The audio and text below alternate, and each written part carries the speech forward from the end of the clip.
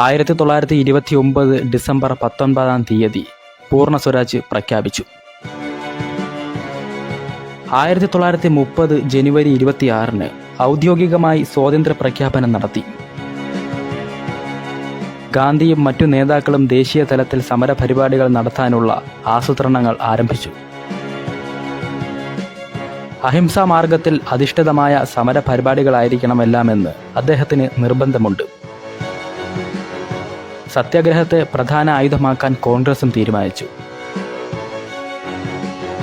ബ്രിട്ടീഷുകാർ 1882 പാസാക്കിയ ഉപ്പ് നിയമം ലംഘിച്ചുകൊണ്ട് നിയമലംഘനം നടത്താനാണ് ഗാന്ധി ആദ്യം തീരുമാനമെടുത്തത്. ബ്രിട്ടീഷുകാർ പാസാക്കിയ നികുതി പ്രകാരം ഉപ്പിന്റെ നിർമ്മാണവും വിതരണവും ബ്രിട്ടന്റെ മാത്രം കുത്തകയായി മാറി. ഉപ്പ് നിയമം ലംഘിക്കുന്നത് കടുത്ത കുറ്റമായാണ് ഗവൺമെന്റ് കണക്കാക്കിയിരുന്നത്. ഇന്ത്യൻ തീരങ്ങളിൽ ഉപ്പ് സുലഭമായി ലഭിച്ചിരുന്നെങ്കിലും അതുണ്ടാക്കി വിൽക്കാനോ ഉപയോഗിക്കാനോ ബ്രിട്ടന്റെ അനുമതിയില്ലാതെ സാധിച്ചിരുന്നില്ല.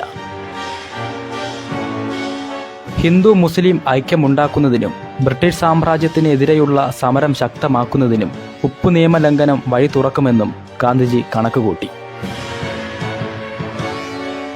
1930 മാർച്ച് 12 പ്രഭാത കൃത്യങ്ങൾക്ക് ശേഷം ഗാന്ധി സത്യാഗ്രഹ യാത്രയ്ക്ക് തയ്യാറായി. ഗാന്ധിയുടെ ജീവിതത്തിലെ ഒരു പുതിയ അധ്യായത്തിന് ഇന്ന് തുടക്കമാവുകയാണ്. 80 സത്യഗ്രഹികൾ ഗാന്ധിയോടൊപ്പം യാത്രയ്ക്ക് തയ്യാറായി നിന്നിരുന്നു. കാൽനടയായി വേണം ദണ്ഡി കടപ്പുറത്തെത്താൻ. 390 കിലോമീറ്റർ പിന്നിടേണ്ടിയിരിക്കുന്നു. ഈ മഹത്തായ ചടങ്ങിന് സാക്ഷിയാകാൻ ആയിരക്കണക്കിന് ജനങ്ങൾ സബർമതിയിലേക്ക് എത്തിക്കൊണ്ടിരുന്നു. 100,000-ഓളം ആളുകൾ റോഡിന് ഇരുവശത്തുമായി നിരന്നു. ആദ്യ ദിനം 21 കിലോമീറ്റർ യാത്രയാണ് നിശ്ചയിച്ചിട്ടുള്ളത്. ഗാന്ധി മാനസികമായും ശാരീരികമായും യാത്രയ്ക്ക് തയ്യാറെടുത്തു കഴിഞ്ഞു. എല്ലാ കണ്ണുകളും ഗാന്ധിയെ ഉറ്റുനോക്കുന്നു. ഗാന്ധി പതിയെ നടന്നു തുടങ്ങി, ഒപ്പം അനുയായികളും. നദി ഒഴുകും പോലെ യാത്ര മുന്നോട്ട് പൊയ്ക്കൊണ്ടേയിരുന്നു. ഓരോ ഗ്രാമത്തിലും ജനങ്ങളെ അഭിസംബോധന ചെയ്ത് ഗാന്ധി സംസാരിച്ചു. ഉപ്പ് നിയമം തീർത്തും കരിനിയമമാണ്. ഉപ്പ് സത്യാഗ്രഹം പാവപ്പെട്ടവന്റെ സമരമാണ്. തന്റെ ആയുധം അഹിംസയാണ്. ഗ്രാമീണരോട് ആഹാരവും വസ്ത്രമലക്കാനുള്ള വെള്ളവും മാത്രമാണ് ഗാന്ധി ചോദിച്ചത്. തുറസായ സ്ഥലത്ത് കിടന്നാണ് സത്യാഗ്രഹികൾ ഉറങ്ങിയത്. തീർത്തും ലളിതമായ ജീവിതമാണ് അവർ നയിച്ചത്. യാത്രയിലെ ബുദ്ധിമുട്ടുകളൊന്നും തന്നെ സത്യാഗ്രഹികളെ പിന്നോട്ട് വലിച്ചില്ല. അവർ മുന്നോട്ട് നീങ്ങി, ഗാന്ധിയുടെ പിന്നിൽ ഒരൊറ്റ ലക്ഷ്യത്തിനായുള്ള അണിചേരൽ. ഗാന്ധിജിയുടെ ദണ്ഡി യാത്ര പുരോഗമിക്കുകയാണ്.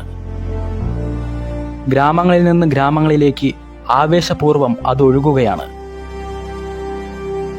ദണ്ഡി യാത്രയിൽ പങ്കാളിയാകുക എന്ന ഉദ്ദേശത്തോടെ ജനങ്ങൾ ജാഥ എത്തുന്നിടത്തെല്ലാം കാത്തുനിന്നു. പ്രമുഖ നേതാക്കൾ ദണ്ഡി യാത്രയിൽ ഐക്യദാർഢ്യം പ്രഖ്യാപിക്കാൻ എത്തിക്കൊണ്ടിരുന്നു. സരോജിനി നായിഡു സമരഭടന്മാരോടൊപ്പം ചേർന്നു. 1930 ഏപ്രിൽ 6 പ്രഭാതം. പ്രാർത്ഥനയ്ക്ക് ശേഷം ഗാന്ധി പതിയെ കടൽക്കരയിലേക്ക് നടന്നു, ഒപ്പം അനുയായികളും. ഈ സമയം അനേകായിരം ജനങ്ങൾ കടൽ തീരത്ത് സന്നിഹിതരായിരുന്നു. ഗാന്ധി അവരെ സാക്ഷിയാക്കിക്കൊണ്ട് കടൽക്കരയിൽ നിന്നും ഉപ്പ് കലർന്ന ഒരു പിടി മണ്ണ് വാരി ഉയർത്തിപ്പിടിച്ചുകൊണ്ട് ഇങ്ങനെ മൊഴിഞ്ഞു: ഇതോടെ ഞാൻ ബ്രിട്ടീഷ് സാമ്രാജ്യത്തിന്റെ അടിത്തറ ഇളക്കുകയാണ്. തുടർന്ന് അദ്ദേഹം കടൽ വെള്ളം തിളപ്പിച്ച് ഉപ്പുണ്ടാക്കി. കടൽ തീരങ്ങളിലെല്ലാം നിങ്ങൾ ഇനി ഉപ്പുണ്ടാക്കണം. നിയമവിരുദ്ധമാണെങ്കിലും ആവശ്യ വസ്തുവെന്ന നിലയിൽ അത് നിങ്ങൾ നിർമ്മിക്കണം, ഗാന്ധിജി ജനങ്ങളോട് പറഞ്ഞു. അതൊരു തുടക്കമായിരുന്നു.